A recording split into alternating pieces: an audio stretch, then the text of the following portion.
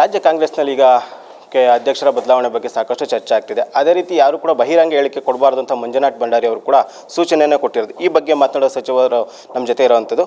Sir, ಸದ್ಯಕ್ಕೆ ಈಗ ರಾಜ್ಯದಲ್ಲಿ ರಾಜ್ಯಾಧ್ಯಕ್ಷರ ಬದಲಾವಣೆ ಆಗಬೇಕು ಮತ್ತು ಪರಮೇಶ್ವರ್ ಇವತ್ತೊಂದು ಸೂಕ್ಷ್ಮವಾಗಿ ಒಂದು ಮಾತು ಹೇಳಿರೋದು, ಪೂರ್ಣ ಪ್ರಮಾಣದ ಅಧ್ಯಕ್ಷರು ನಮಗೆ ಬೇಕು ಅಂತ ಹೇಳಿರೋಂಥದ್ದು. ಈ ಬಗ್ಗೆ ಹೇಳ್ತಾರೆ. ಹಿರಿಯರಾದಂಥ ಡಾಕ್ಟರ್ ಪರಮೇಶ್ವರ್ ಸಾಹೇಬರು ತಮ್ಮ ಅಭಿಪ್ರಾಯ ವ್ಯಕ್ತಪಡಿಸಿದ್ದಾರೆ. ನಮ್ಮದು ಹೈಕಮಾಂಡ್ ಸ್ಟ್ರಾಂಗ್ ಇದೆ. ಹಿರಿಯರಾದ ಮಲ್ಲಿಕಾರ್ಜುನ ಸಾಹೇಬರಿದ್ದಾರೆ, ರಾಹುಲ್ಜಿ ಇದ್ದಾರೆ, ಪ್ರಿಯಾಂಕಾ ಅವರಿದ್ದಾರೆ.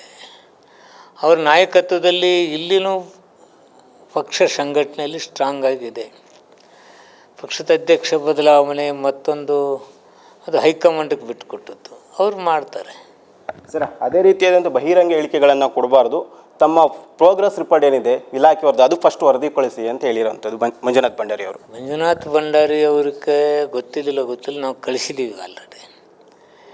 ರಿಪೋರ್ಟನ್ನು AICC ಅವರು ತೊಗೊಂಡಿದ್ದಾರೆ, ನಮ್ಮ ಮುಖ್ಯಮಂತ್ರಿಗಳ ಕೈಯಾಗಿ ಕೊಟ್ಟಿದ್ದೀವಿ, ಅಧ್ಯಕ್ಷರ ಕೈಯಾಗಿ ಕೊಟ್ಟಿದ್ದೀವಿ, ರಿಪೋರ್ಟ್ ಕೊಟ್ಟಿದ್ದೀವಿ.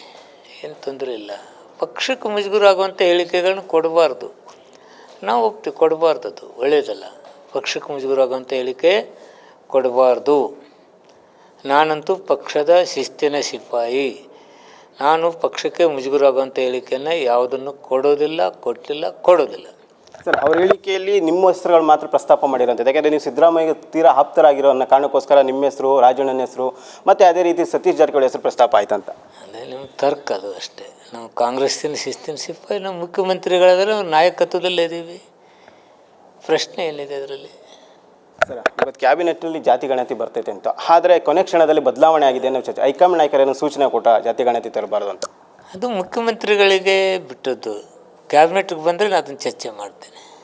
Thank you sir.